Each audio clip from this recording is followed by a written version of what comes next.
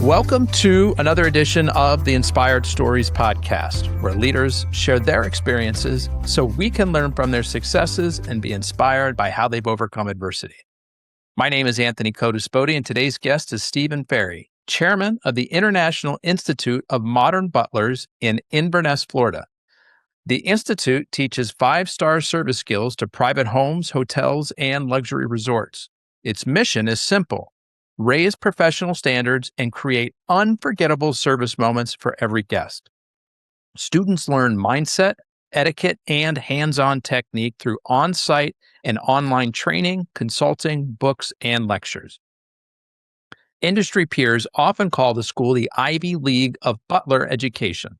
Stephen's work has shaped that reputation. He has authored a series of books on the profession, most recently Hospitality Butlers and the 2-volume Serving the Wealthy. His more than 50 published articles, like The Future Hospitality Professional, have guided readers across the globe. Over the past quarter century, he has trained tens of thousands of individuals and teams around the world, earning glowing recommendations in the process. Now, before we get into all that good stuff, today's episode is brought to you by my company, Add Back Benefits Agency. Listen, if you run a business, you are likely stuck in the cycle of rising insurance premiums. You're paying more, but your team is getting less, and many people can't afford coverage at all. We do things differently. We offer a solution that provides your hospitality employees with unlimited access to doctors, therapists, and prescriptions that's always free for them to use. But here's where you really need to pay attention. See, unlike every other employee benefit out there, our program leverages different insurance frameworks to put more money into your company's bank account. As an example, we recently helped a client increase net profits by $900 per employee per year. Results vary, but the consultation is free. See if you qualify today at addbackbenefits.com. All right, back to our guest today, the chairman of International Institute of Modern Butlers, Stephen Ferry. Thanks for making the time to share your story today. Thank you, Anthony, and thank you for that glowing intro. My pleasure. So, Stephen, where did the idea to start the International Institute of Modern Butlers come from? Well, the world of the butler has been going on for 1,000 years. And in that time, we have failed to come together to set standards. If you compare us to the concierge, they've been going for 160 years or so. They're very well organized, and we do not have an organization until very recently of butlers or butler trainers, and we have no set standards, or we didn't.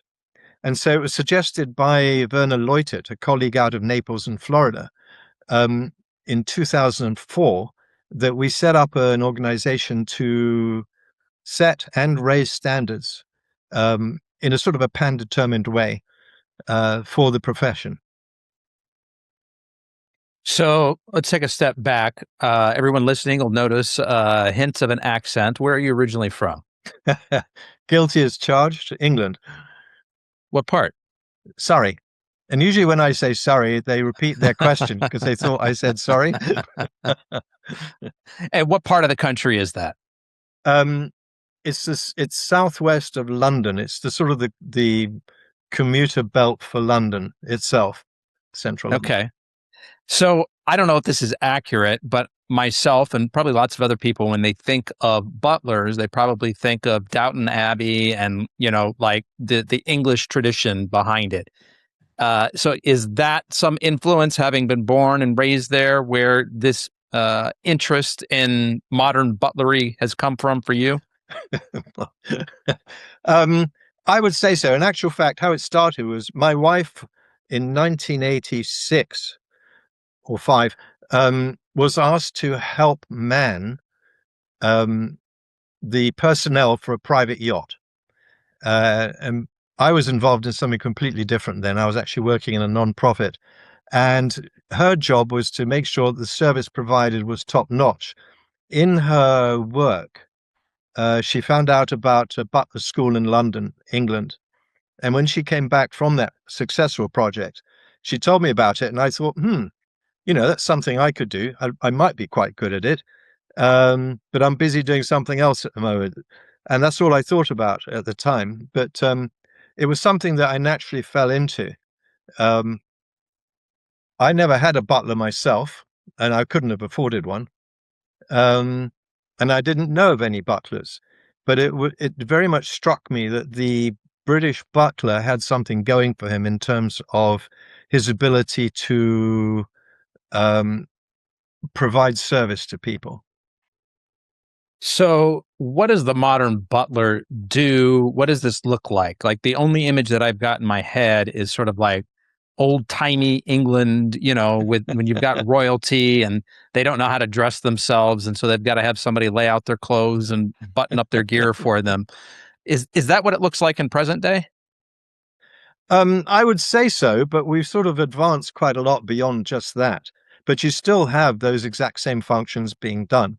That particular job, in terms of the helping the boss dress, is actually the work of a valet, not the valet in America who parks cars, but the person who dresses the boss, like a lady's maid does for the ladies.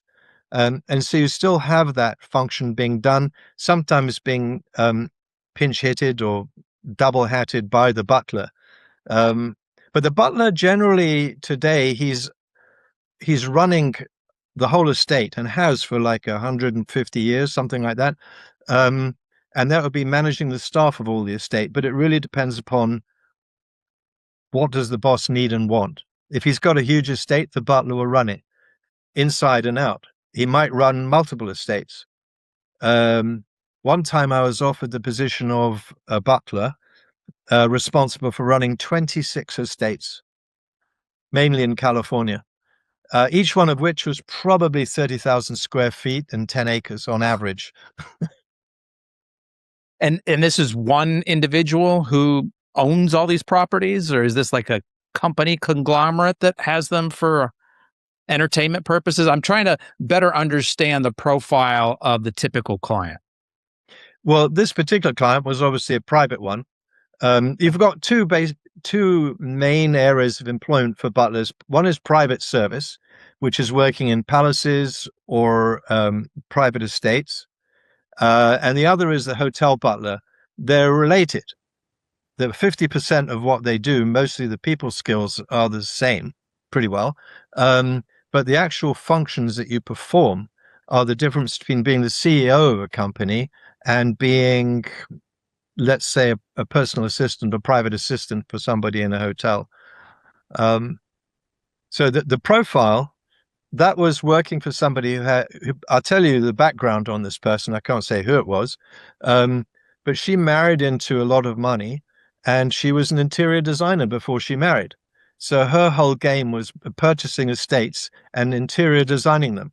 And in addition to those 26 estates, and goodness knows how many there are now, she had huge warehouses with furniture ready for the next estate. And in fact, we went out to lunch once. On the way to lunch, we passed an antique furniture store, and she couldn't help but go in and get $20,000 worth of furniture. Didn't have As one does. Yeah, as one does, obviously. Anyway, it's very interesting, very exciting. There are so many different types of people, each with their own peccadillos and interests. So it's never a boring job. So it strikes me that this profession has been around, I think you said, 1,000 years, and there was never like a central institute until recently that sort of was managing the standards. How do you think that oversight existed for so long? Well, I think simply because it wasn't needed.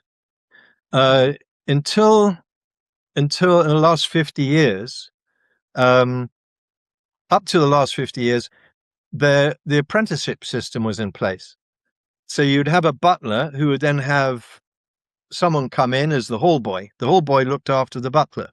He was the butler's butler. And he was promoted to third footman, and then the second footman, and the first footman. The footmen were the people who served at banquets and who also hung on or walked in front or behind the coaches as they went along the roads. And then became under butler, and finally he was the butler. So there was this apprenticeship system. So we always had standards being upkept. But as soon as you got people who were not so wealthy or not so um, structured, then you have people becoming butlers who weren't really butlers. And so then when it started moving into hotels, then the problem began. So that you have people saying, I'm a butler, and they don't know what a butler is. They hadn't gone through that apprenticeship hierarchy. Exactly. Then you had to start having schools. And I went to the first butler school in London, actually, run by Sir Ivor Spencer. And that was like 85. That was the first butler school. And he actually gave a fairly good education. I mean, it was the only one that existed, actually, if you wanted to bypass the apprenticeship route. And it was good and it was bad. What was good about it was you could have people who weren't necessarily, I'm going to talk about class now. In England, classes used to be quite a thing. Most butlers came from the lower classes, which meant they weren't that well educated. But when you start opening it up to people who are switching mid-career from, let's say, an accountant or a hotel general manager or something like that, to being a butler, you started to have people who are a bit more well-read, a bit more intelligent, on the whole, and I'm totally generalizing here. And that's where you could start expanding the scope of what a butler could do. We also do a small amount of placement. We try not to because it's a pain in the you-know-what. But the job, and this was like 20 years ago, the highest paid job that we had to find someone for was $450,000 a year for a butler. But why? It was because he was required to manage the portfolio of the boss. So, he came with extra qualifications. I was offered 350,000, and that was 20 years ago, to manage these 26 estates. So, and I come myself from, I was actually a teacher most of the time, before becoming a butler. So you are able to up the quality of the services and the range of services that butlers could offer to employers. So in those situations, talking about 20 years ago being offered $350,000 to manage 26 estates, I'm completely green to this industry, so correct me here where I'm misspeaking, but it doesn't sound to me like that's a traditional butler job. Like, I think you just made the comment that's more of like a CEO or a COO. Yeah, exactly. We actually call him CEO Home Inc. That was my word for it. Okay. That would be the sort of the post title. But you are an estate manager, or in my case, it would have been estates plural manager. And you have to have managerial skills. Yeah. So are you also doing some of the traditional butler services that, we think about, we see on TV? Or you're too busy running 26 estates and the staffs that go with them to sort of do some of those more traditional things, I would guess. Exactly. The range of services that a butler can offer is very, very wide, which is why I say when people say, how long does it take to become a butler? I usually say it's a lifelong learning experience. I mean, one of the things that you may need to have under your belt is everything that a sommelier does. In other words, you have to have the whole wine industry and everything about it under your thumb. And you couldn't possibly do everything for a boss. So it really depends on what does your boss want you to do, and that's what you focus on. And if you need to bring in people under you, for instance, as a butler running the whole estate, I could bring in an under butler or even other butlers to provide the more hands-on or guest-facing experiences. So, I mean, in one job as a butler, I was cooking, I was serving, I was running the estate. It wasn't a very big one, but there were two lovely buildings in different locations. Driving, shopping, serving at table. Those are things that I could manage in one job. But if I'd also had to run a bunch of other estates, it would have been a bit rough. Mm-hmm. So tell us, what year was the Institute founded? 2004. 2004. And when did you see this transition take place where butlers started to become a thing in hotels as well? Actually, it's a funny story because it goes back to India, where there's two luxury chains there. One is the Taj, and the other is the Oberoi. And the owner of the Oberoi Hotel was losing market share to the Taj, and this was in the 80s. And so he thought, you know what? Because most of the Oberoi hotels are old palaces. And he, of course, himself lived in an old palace and he had butlers there. So he said, you know what? Let's try putting butlers in hotels. And that's what he did. And his market share started climbing again. And he didn't particularly let on about that. But when the Lanesborough in London in the early 90s found out about it, they said, well, butlers are British. Let's put the British twist on this and have butlers too. And that was very successful too. And then the head butler at the Lanesborough, he then went and trained all the other Rosewoods, because it was a Rosewood property at the time, Lanesborough, and gave them butler service. And then he thought, hell with this, I'll start my own company. And he did that for a bit, and it was mostly across the pond. And then around 2004, or a bit earlier, actually, 2002, we got pulled into training, and this was before we started the Institute, the butlers at a hotel just outside DC. And we trained the butlers there. And that was one of the first to have butler service in America. And it's just taken off from there. And in fact, we were working in private service. But as soon as the hotels started to pick up on this, most of our work started to switch to the hotel side. Help paint a picture for me. What does butler service in a hotel look like? So I go to check into this fancy hotel. Am I being assigned a personal butler? Is a butler sort of like in charge of a wing of rooms? How does this work? It totally depends on the hotel and their investment. I went to the main hotel, Rosewood Hotel in Dallas, I think it is, and I did an assessment for them. And what would it take to do butler service? And in order to have shifts, in order to have people covering people being sick and time off, even though they're 80 keys. I don't know if that's the exact number. I'm a bit rusty on it. It would take something like 100 butlers. And there was no way they could make it work if you had one butler per guest. And in that particular property, it didn't make sense because the suites weren't that big. Beautiful, but not that big. So what has happened is people then sign on as a sort of a marketing gimmick, and they say, yeah, we got butler service. And what does it involve? Actually, just renaming the pool attendant a butler, for instance. I mean, that's the very worst. They're not butlers at all. Or it could be one butler for the whole hotel, and all he has time to do is almost nothing.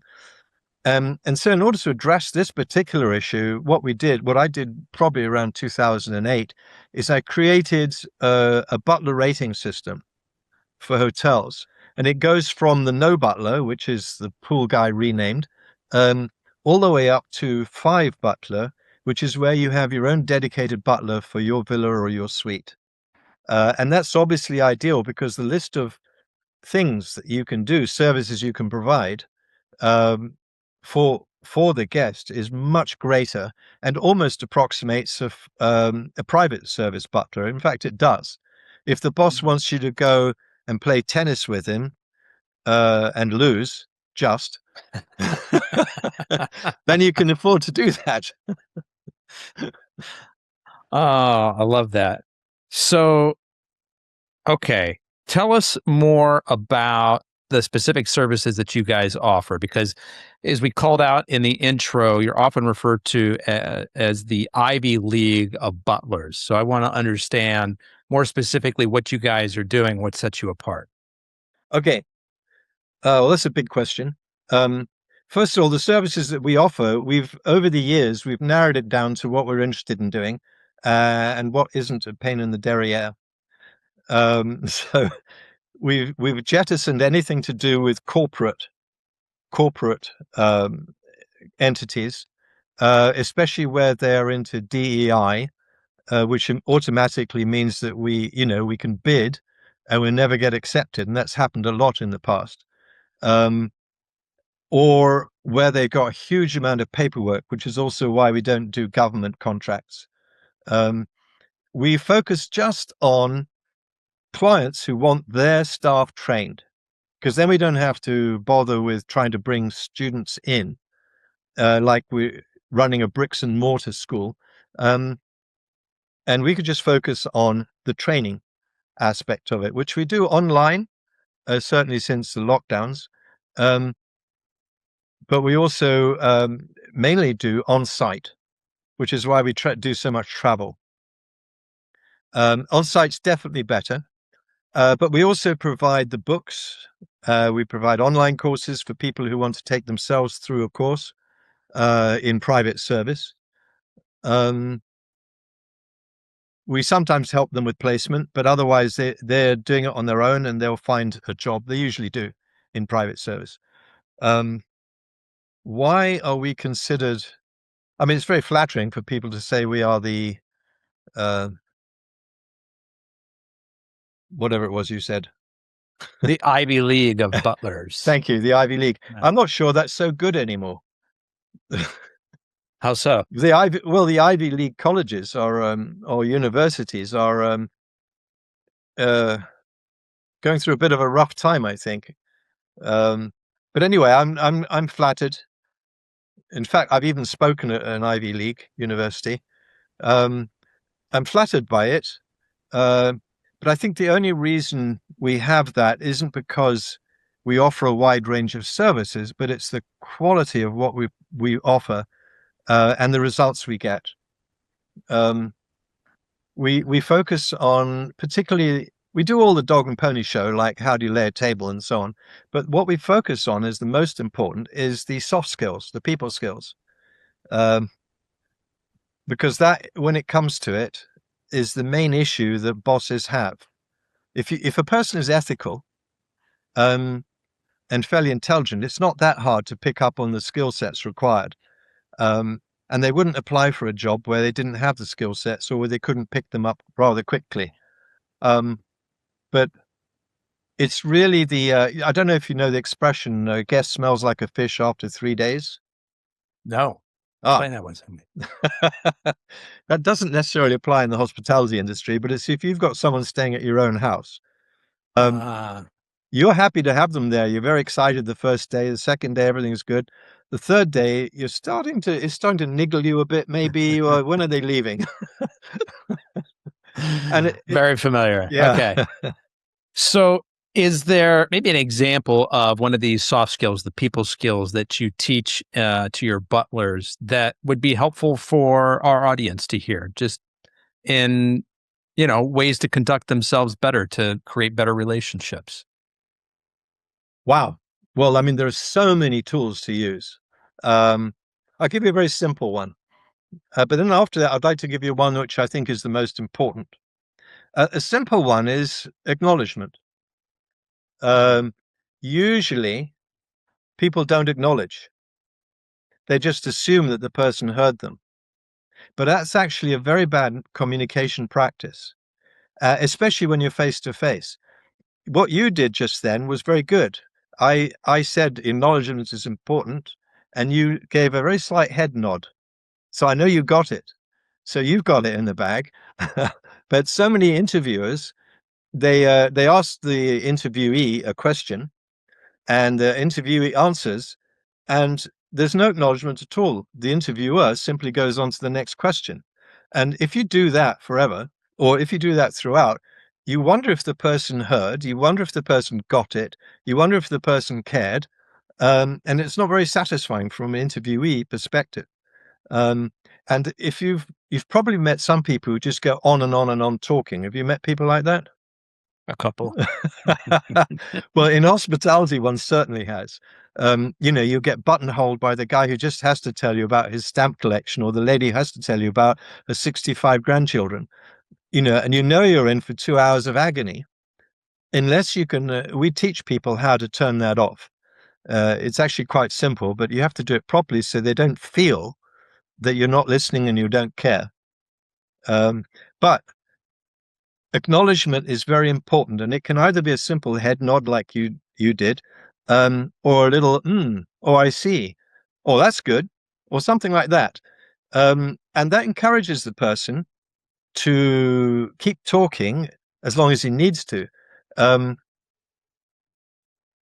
it also lets you control the communication by acknowledging when they've said what they needed to say, and that'll stop. And Sorry, go on. yeah, that's helpful. And so how do we get out of those conversations where we feel like we're cornered? Somebody telling us about their stamp collection of the 65 grandchildren. Okay, I'll tell you. What you do is you listen very carefully to what the person is saying. And then you think, now, how can I respond to this? You get something that you can say about it. Like, that your great aunt used to collect stamps, and she had a red penny or something, a red penny stamp. And so you think, what can I say about that? And then you listen for when the person pauses slightly, because they will pause, most of them, to take a breath. And at that point, you jump in great enthusiasm. You talk to her about, or this person about your aunt and her red penny, and you just sort of keep going until you've run out of things to say, and then you say, "Well, now it's been absolutely fascinating talking to you about this." And don't say, "I'd love to continue the conversation later," because they certainly will, and you're back at square zero. But it's been absolutely fascinating talking to you about your stamp connection. Now, if you excuse me, I do have another guest to look after. That's in a hotel environment. Now, if you excuse me, I do have to do X, et Y, cetera, et cetera. Z. Yeah. Right. So I like that. What you basically did was you took over the conversation in a gentle way, kept it on the same topic matter that they were talking about, but it allowed you to step in, take over the dialogue, at this point, the monologue, and then bring it to a natural conclusion rather than just interrupting her saying, I got something else to do. Right. Exactly. Or what they Yeah. do in hospitality or other places, they'll say, "Oh, excuse me, I got a phone call." Yeah. But even a dimwit can hear there was no Yeah. vibration, or there was no ringing. The whole purpose is to make them feel very satisfied with you, listening to them, and they succeed in getting their message across. And the reason that people get into that frame of mind where they just talk nonstop is because nobody has listened to them before, and they're desperate to get their message across. So going back to what we were just talking about a couple minutes ago, it seems to me that your client base kind of falls into two buckets. You've got your corporate clients, right? They companies, hotels, et cetera. They want you to come in and train their staff. And then you've got individuals that are coming in to be trained, particularly for private service. Am I understanding that correctly? Yes, but again, most of the time we train on site, but we back that up with, I mean, we were up in East Hamptons earlier, training a house. Actually, she was the chef on a private yacht that I recommended the owner promote to their estate manager in East Hamptons, because she was loyal and she was very competent indeed, actually. I went and trained her and helped put her on the job. And then we followed that up with the online course where she would get an awful lot of information that we wouldn't have time for face to face. And so that's a very good sort of double whammy strategy for getting people on post. In various books that you've written, Stephen, you've highlighted key competencies for modern service roles. We touched on one, sort of that acknowledgement factor there. What are some of the other ones? EQ. You know what that is? I do, but please tell our audience. Okay. um, EQ is actually a misnomer. It's trying to make an art into a science by introducing something which is actually from mathematics. Um, it comes from IQ, which stands for intelligence quotient, because intelligence quotient is a number that's put together from a person's response to questions asked, which then gives them an IQ of 80 or 150 or whatever. When you say emotional quotient, it sounds like IQ, but there's no numbers involved, particularly in emotions. So that's the first thing. But otherwise, EQ is not understood as a subject, even though it is the latest hot button, and quite rightly so, in hospitality and actually in life. If you don't know, did I mention about if you have a walkie-talkie? No, not yet. Okay, all right. Um, Imagine having a walkie-talkie where you're communicating like crazy to a person. Now imagine that you're on wavelength 911 and they're on wavelength 90. None of the communication arrives, and that's exactly what happens when a person tries to communicate to another without bearing in mind what their emotional level is. As an example, someone's crying. I used to do this a long time ago. Oh, come on, man, cheer up. It's not that bad. That's completely wrong wavelength. You're being tone deaf to the situation. Exactly. But the basic on that is, what is the emotional level of the person you're talking to? In this particular case, the one person in grief is way down the scale. The person who is saying, come on, cheer up, they're way up the scale. And they don't meet. And so you're not effective. And it's very important when dealing with anybody to determine what their emotion is and to use that emotion or one slightly higher on the scale in order to deliver the same communication that you would normally do. So as an example, for instance, yeah, in hospitality, they do a lot of comping. You know what that is? Comping. Yeah, where they give you like a free drink or maybe like an upgrade to the room or something like that. Exactly. That actually loses something like 6% of hospitality profits. This figure is like 15 years old. Goes towards comping, most of which is unnecessary if you simply used the right situation handling communications plus the emotional scale. Because what you can do is you get the person to the point where actually they don't give a toss anymore about whatever it is they were bitching about. And I can give you a small amount example. Let's say that someone is unhappy because the waiter spilled the wine glass, knocked it over, and it's red wine, and it's all over the white tablecloth. And so the guest gets angry. The wrong thing to do is to offer him the free meal. Certainly you want to replace the glass and the wine and apologize and do all the things you would normally say. But you wouldn't want to go overboard to make it up to him. Why not? Because that emotion is propitiation. Propitiation is a bit of a tough word to say for most people, but it is where you give someone something in order to buy them off and not harm you, not hurt you. And that's what hotels do. Please don't shout in the lobby so much. Here, take the whole stay for free. But please stop shouting and upsetting the other guests. The reason that's wrong is because when the guest is angry, they are a certain emotional level. Propitiation is lower than that. It's actually very close to fear. And when you go lower than somebody's emotional level, you actually bring them down. And what you're Interesting. Yeah. So they were angry. Now they've gone down to covert hostility, which is a fascinating emotion. Some people call it passive aggressive. In Philippines, they call it doggy mouth, doggy smile, because it looks like a dog with all his teeth in evidence. It looks like, yeah.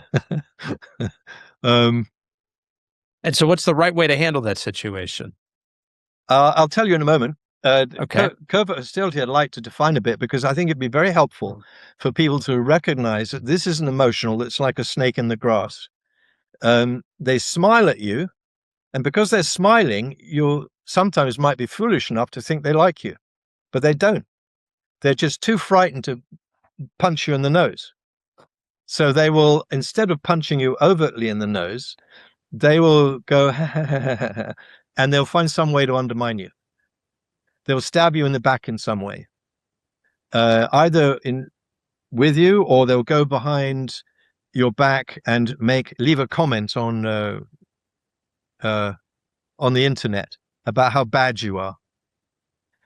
That's passive aggressive. That's covert hostility, and they're rather dangerous if you don't. They are dangerous if you don't recognize it, because there's a certain way to handle them emotionally too. But to go back to your question, how do you handle somebody who is angry or antagonistic? There's a slight difference between the two. Antagonism is where you're going straight in the guy's face to face, attacking. Anger is a bit more like a bomb going off. You're just exploding at everything. Neither of them are very pleasant, and guests will react like that sometimes if they're upset. How do you handle it?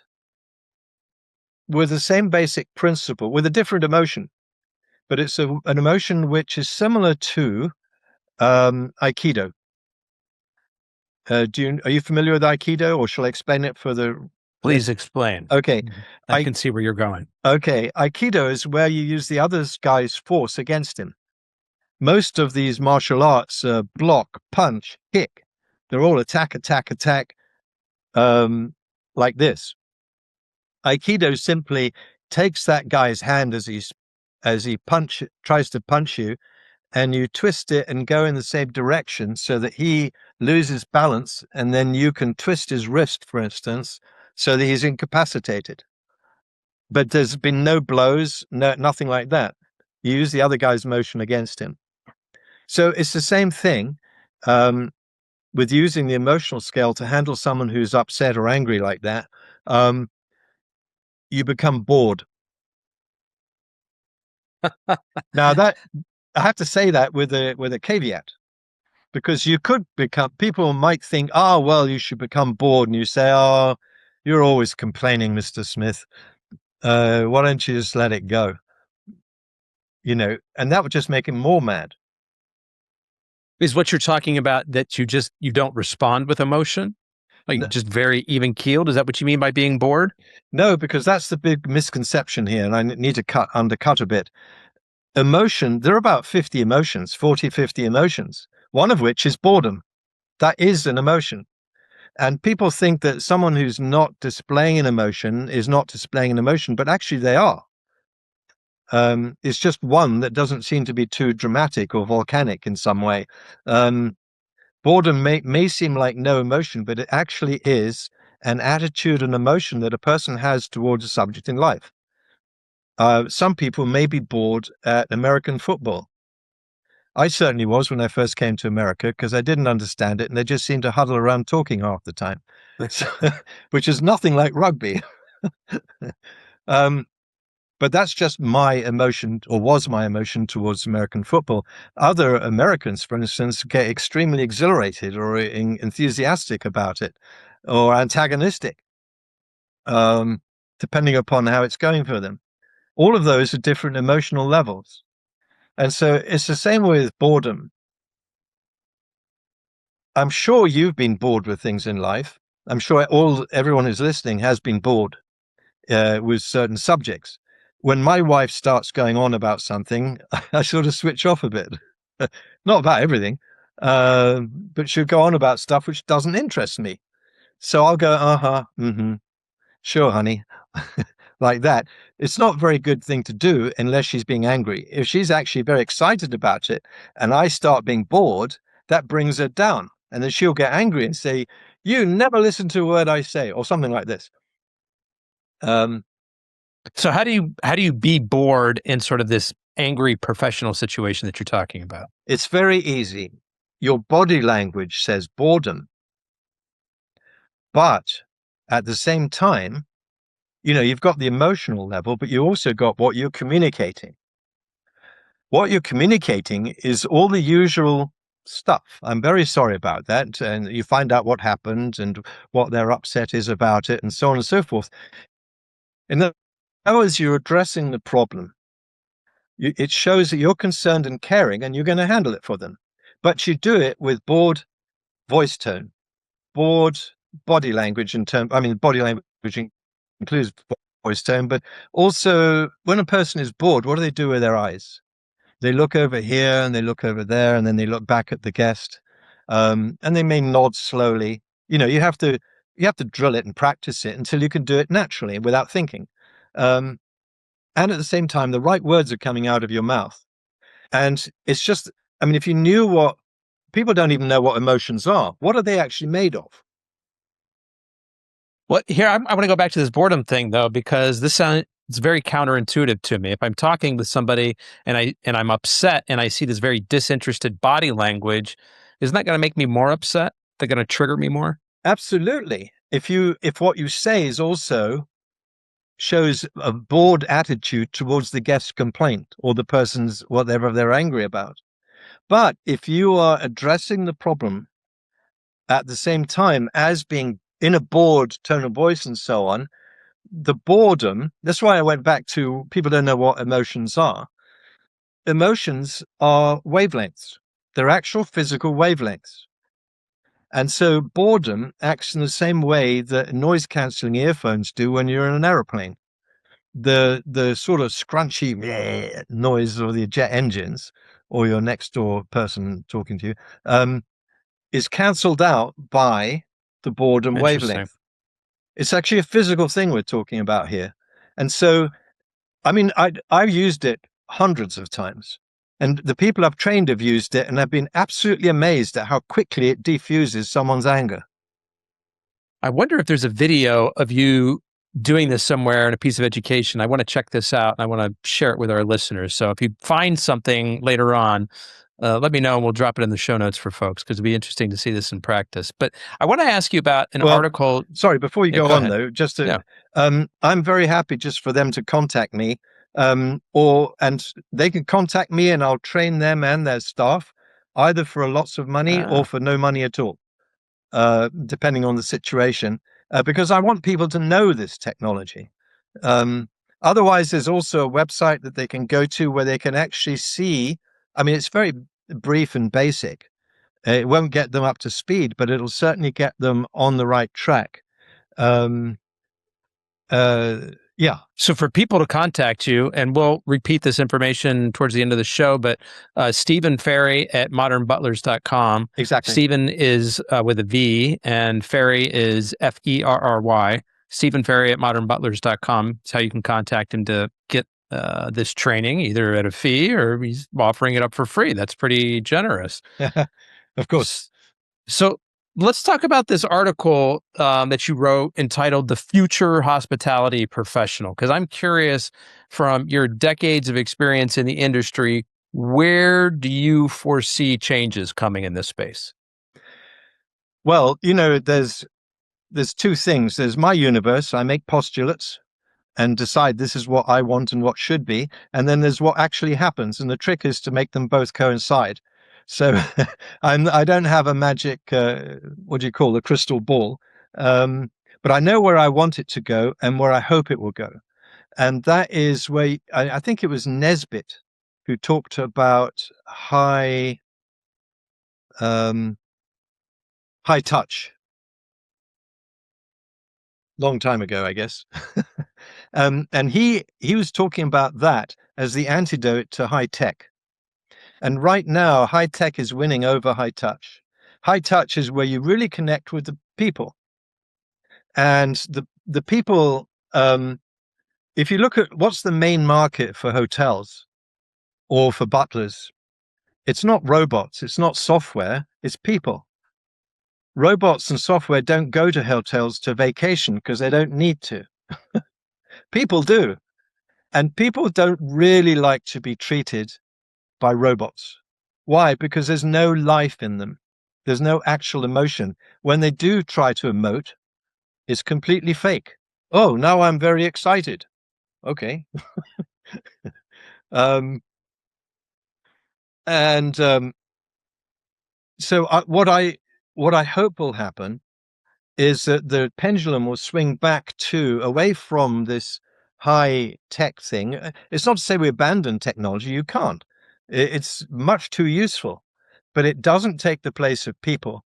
And I think if we're going to salvage a civilization as a whole, we need to put the balance back in. Otherwise, all sorts of society upset will happen, and this civilization, like the 300 plus that have gone before it on planet Earth recently, will go belly up. Mm. You've got another business, Stephen, DNA Quality Assurance. What's this about? About several years ago, I teamed up with two German gentlemen who were very deep, knee deep, and had long tracks in hospitality. And we looked at the fact that it's actually related to the emotional thing that we talked about, and also high touch. The fact is that the people like Forbes, who go in and assess and give rankings to hotels, their ratings are based too much on the provenance of ratings. That in 1950s in London, the whole idea of giving ratings to hotels was born. And at that time, what was important was the facilities. There's nary a mention of the service that you'd get. Mm. And I can tell you, I mean, I can't say the 50s, but when I was going shopping for clothes in London in the 60s, you'd be the people who are meant to help you would look down their nose at you, and their attitude is, "What are you doing here?" And if you go and ask for assistance, you wouldn't get it, except you get it with a sneer, maybe. So the idea of service wasn't really embedded in the way that hotels were being judged. And so we adjudged that it would actually be better if we rewrote all the standards, 4, 5-star and 4-star. We had different levels, which included soft skills, people skills, and communication skills and everything like that, as well as what is the property like. And so that's what we've done. So we do audits, and we also do follow-up training in order for, and we don't do actual ratings. We just improve their chances of getting a 5-star from the existing agencies. We originally just tried to do that, but the hotels and the industry was too deeply embedded with Forbes, etc. And so we just simply act as an assist to get them above what the requirements would be. So you understand what those requirements are. You go into these hotels that hire you and say, okay, here's what you're doing well. Here's what needs some work. Here's some things that you can do to fix all of that. Next time Forbes comes in here, you guys will have a much better shot at getting the rating that you're after. Exactly. But our standards are higher.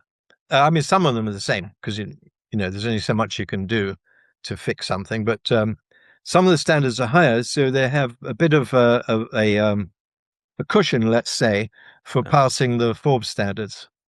No.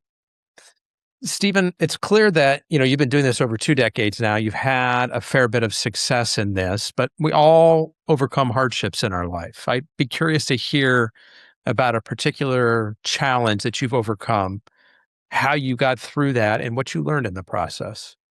Okay. Well, I can give you an example. My wife and I decided we'd had enough of Hollywood, and he left with $500 in our pocket, which doesn't last very long in London. Let me tell you. um, so we immediately had to just grab any job we could, and we went to an agency and got temp work. And I come from a background where I'm actually quite a good organizer and, manager and so on. And I hadn't adjusted my point of view. And so when I went in as a temp, I've never liked secondhand smoke. And in England, they have zero respect for this as an issue. And everybody was smoking like a chimney. And so I thought, well, let's handle this. And I wrote up a complaint with a solution. And I was a bit surprised to see I'd been fired the next day because the agency wasn't amused at what the bosses said. And the funny thing was, and if I'd done proper research, was that the managers I wrote to, they were all smokers too. So I hadn't surveyed the environment before talking. You didn't know your audience. No, it's pathetic. I mean, that's one example. And what happened was my wife is very well trained in PR. And so she took me out to lunch the next day. Well, actually, it was during lunchtime. We didn't have enough money for lunch. We went to a beautiful garden, and she read me I wouldn't say she read me the Riot Act, but she told me about the birds and the bees. And you have to know your audience, etc. And it was from that that I got off my I wouldn't say I was a king of the castle, but I learned a bit of humility, and that it really helps to know your audience, as you pinpointed. I had another example too, actually. This is from my time as a butler, early days in a private estate, and that was a time when I also was the chef, and so I had a meal I was doing for, I think, 18 people. I cooked the whole thing and I served the whole thing, and it was like a 6-course meal. And I was feeling quite, happy. I knew I was getting lots of brownie points until I heard them say something. And being a bit of a smart aleck, I said something too, but they weren't talking to me. They were talking to each other, and the whole room went quiet because I'd made 2 errors. I hadn't realized that a word that I had said had a double entendre. The one not intended was one that would seem like I'd made a racist comment. And if a hole had opened up in the floor and I disappeared down it, I would have been very happy. But it didn't. So I lost a few brownie points on that. How did you recover? Well, obviously I had to apologize. And I kept my mouth shut for the rest of the meal because I was clearing the main course when that happened. And I basically had to earn, luckily I had a lot of brownie points in credit, but I also had to then sort of paddle twice as fast to catch up. Yeah. What I learned from that, though, and that was sort of like a big no-no. What I learned from that was that there are rules as butlers, and they're there for a reason. And you can't overrule these rules. And part of it was know your audience. And my audience was the people I was serving, and there's a distinct line between me and them. I'm there to serve them, not to buddy-buddy with them. So anyway, that brought it home to me, so I haven't made that mistake again. There's a common thread between those 2 examples. Know your audience. Exactly. Know who you're speaking to. As the saying goes, it's a PR world. Yeah. I'm curious, Stephen, if you have an observation from your work that gives you insight on the broader economy. And here we are recording in early 2026. Okay. I think our economy is just an expression of our civilization. You can't have a good economy if people don't like each other. Why? Because it's a sort of a zero-sum game, it seems. Or you have to crawl over everyone else's back to get ahead, and so forth. And that's not the way to build an economy. An economy should be built based on love, actually. And I know this is a long stretch from where things are at the moment, but it depends. It shows how do we treat each other right now. I think there's two problems. Um, the social media is totally antisocial. It turns people against each other because you're not talking to a real person. You're talking to your idea or what you see or what you see in the text, which isn't a real person, even though it's coming from a real person. And people start to lose their civility and their manners and their love for others. And so as that happens, I mean, that's what does the army do? The army focuses on teaching you, or it used to during wartime at least, how bad the enemy is. And if you think they're bad enough, then you shoot them. And that's sort of what's going on now. If people are bad, which they tend to be, if you can't face to face and sort out disagreements, then everything goes to hell in a bucket. So I think if we want to improve the economy, we need to sort out the anti-social media or get people off it. They need to stop reading the newspapers because that basically says everything is bad over there. Everyone else is bad, most of the media. Democrats are bad, Republicans are bad, et cetera, Iranians are bad. And we also need to fix education. I'm sort of looking at the big picture, but what the schools and universities particularly are turning out at the moment is entitled people who are not ready to produce and they haven't been trained to produce, and therefore they feel disenfranchised from society because they haven't been allowed to contribute to it. And that sort of starts with their parents, some of them, who don't let them contribute. A kid comes up to mum and says, "Mum, can I make the cake?" And she says, "Oh, go away, stop bothering me." That sort of thing. Right there, you've cut that kid's reach to contribute. And if you can't contribute to something, then you'll start attacking it. That's over time, that's the way it'll go. And so we've got to fix education so it actually teaches people tradable skills that they can use to help rebuild society. When we've got a real civilization society, the economy will look after itself because everyone will be looking after each other as well as themselves. And I don't mean to sound like this is a kumbaya moment where we just flap jaws and so on. No, it takes a lot of hard work and intelligence to make things right. And that's what I'm talking about. And so that's where I think the connection is, or nexus between economy and civilization. Or there is a nexus there, and we need to fix the basic. Yeah, that's all really interesting. As I listen to you talk, I don't know how to pull those big giant levers that you're talking about there. But one of your stories, it got me thinking there's something I can do just in my day-to-day life with my own kids. I'm thinking specifically about my 9-year-old who every time he makes a peanut butter sandwich gets peanut butter all over the kitchen. It's on the dining room table, which is 15 foot away. It's on the faucet. It's on the counter. He's got it in his hair, and I lose my mind. I'm like, oh, just give me the knife. Let me finish this sandwich for you. Right. And I think I need to just let him do his thing, help coach and correct him. And then when he's done, I can go in and clean up the remnants of what he wasn't able to get himself. Sorry. So that I'm just trying to think of how to take sort of the big picture advice that you're talking about and distill it down into something that I can do in my little corner of the world tonight. I love it. One thing I could add to that, though, is instead of you cleaning it up, help coach him to clean it up. Yes. And validate him when he does it. Yes, you're 100% right. And so I do coach him to clean it up. And then at some point, it is a lost cause with diminishing returns. And I've got to go in there to sort of get the last remnants of it. But I like that you threw that in there. Yes, don't steal that part of the cleanup part of the project from him either. Thank you. Sure. Yeah.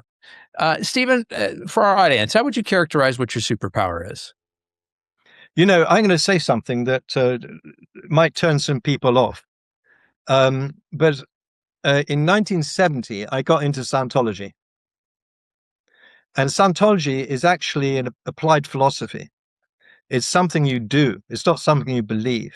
And what is it you do? huge amount of techniques or policies, like business policies, that you follow that result in improvement. And so I have got a huge amount of information picked up over, 56 years, on how to help people and how to deal with whatever issues they're running into. And so that's my secret sauce. You called it a superpower. That's actually what how did I end up actually sort of redirecting the Butler world? Because I did, actually. And it's not something I'm going to jump up and down saying, look what I did, look what I did. But I have to acknowledge the fact that I was the one who first started saying we need to modernize our profession. And lo and behold, what has happened? It's modernized. It wasn't because of my superpower as an individual. It's just that I was able to spot what the truth was of the situation and communicate it to people. And the truth simply took over. My colleague said, you know what, you're right. We can't keep looking down our noses and sneering at people for being inferior as butlers, because that was the basic general approach.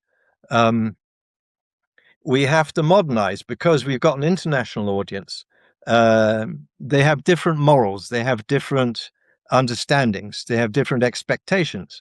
And modernizing includes the digital world. Because when I started first saying this in the early 90s, we were sort of starting to go digital.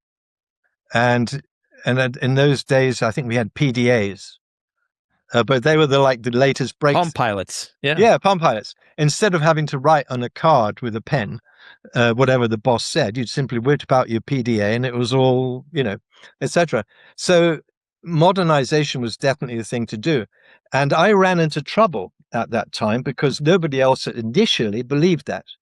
And in fact, one guy, I sent him a candidate from South Rhodesia, or I think it's got a different name now,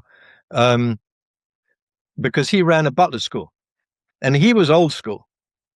And he wrote back, instead of engaging in conversation and getting this guy to come to his school, he said, when you get a proper name, I will consider talking to you. That's what I mean by looking down your nose or sneering at. Wow. What was the guy's name? Well, in Rhodesia, the mothers and fathers give their kids names which are qualities, graces. And it was something like Happy Zulu or something. And I'm working with a woman now whose first name is Gift. So there you go. Exactly. And I took umbrage at this. I tried to salvage the poor guy. It's Clever Zulu. That was his name. Delicious name. And I then asked this chap, my colleague, what exactly is your definition of a butler? And he said, well, 1, they have to be British. 2, they have to be men. And 3, they have to serve royalty or nobility. Well, that was his view, I guess, probably in the late 90s. Fast forward 10, 15 years, and he used to call hotel butlers, marketing gimmicks. And it's true, some of them were. But then fast forward 10, 15 years, and I find out he's busy training butlers in Chinese hotels. So he evolved. He evolved, even he did. I love it. Yeah. Stephen, I've just got one more question for you today, but before I ask it, I want to do 3 quick things. First of all, anybody who wants to get in touch with Stephen, his website is modernbutlers.com, and that's plural, modernbutlers with an S.com. And his email address, which we gave out before, Stephen with a V, Steven, Ferry, Ferry, at modernbutlers.com. Stephen Ferry at modernbutlers.com. And we'll have that in the show notes for folks. Also, as a reminder, if you want to get more hospitality employees access to doctors, therapists, and prescription meds that as paradoxical as it seems, actually increases your company's net profits, reach out to us at addbackbenefits.com. Finally, if you are enjoying the show today, a quick comment or review on your favorite podcast app goes a long way towards helping others discover our show. So thank you for taking a quick moment to do that right now. Last question for you, Stephen. A year from now, you and I reconnect and you're celebrating something big. What's that specific thing, that big thing 1 year from today that you hope to be celebrating? Well, I love that question, actually, and lots of other very good questions. Thank you for the interview. This is one that some may not like too. It's not a political statement, but it's a statement that, because I've done a lot of study um, and research, and in fact, I really went off the deep end when I was much younger, and I did a lot of research, and I wrote my first book, which I never published, researching what has mankind done so far, what technologies, what has he got under his belt. And I realized that until we could make man sane, we would never have any civilization succeed. I think there's something like 312 civilizations that have preceded us, and they're nowhere to be found. Um, but the main problem with civilization at the moment is that we're under the control of people who want to have complete power over everybody, and they like to push people down so that they're the only ones who are left standing. What would really make me celebrate is knowing that these people had been reined in and they were no longer controlling things in society. So again, it's not a political statement. It's more of a humanitarian statement because I want to see people winning, not losing. And right now, I think there's too many people who are losing rather than winning. It's a good message. Stephen Ferry from the International Institute of Modern Butlers, I want to be the first to thank you for sharing both your story with us today. I really appreciate you. And you too. Thank you, Anthony. Folks, that's a wrap on another episode of the Inspired Stories podcast. Thanks for learning with us today.